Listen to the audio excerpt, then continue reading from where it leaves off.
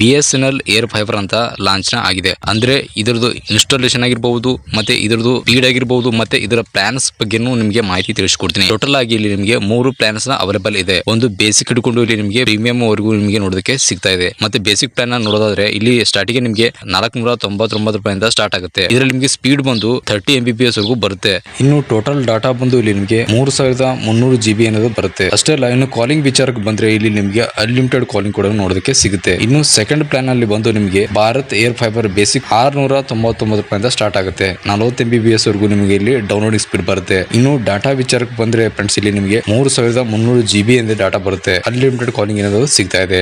Last plan ನೋಡಿದ್ರೆ friends ಇಲ್ಲಿ ನಿಮಗೆ 899 ರೂಪಾಯಿಂದ ಬರುತ್ತೆ. ಇನ್ನು ಇದ್ರ ಸ್ಪೀಡ್ ಬಂದು ಇಲ್ಲಿ ನಿಮಗೆ 50 Mbps ವರೆಗೂ ಬರುತ್ತೆ. ಇನ್ನು ಡಾಟಾ ವಿಚಾರಕ್ಕೆ ಬಂದ್ರೆ 3300 GB ಏನಿದೆ ನಿಮಗೆ ಅನ್ಲಿಮಿಟೆಡ್ ಡಾಟಾ ಬರುತ್ತೆ. ಕಾಲಿಂಗ್ ವಿಚಾರಕ್ಕೆ ಬಂದ್ರೆ ಫ್ರೆಂಡ್ಸ್ ಇಲ್ಲಿ ನಿಮಗೆ 24 hour ಏನಿದೆ ನಿಮಗೆ ಅನ್ಲಿಮಿಟೆಡ್ ಕಾಲಿಂಗ್ ಕೂಡ ಸಿಗ್ತಾ ಇದೆ.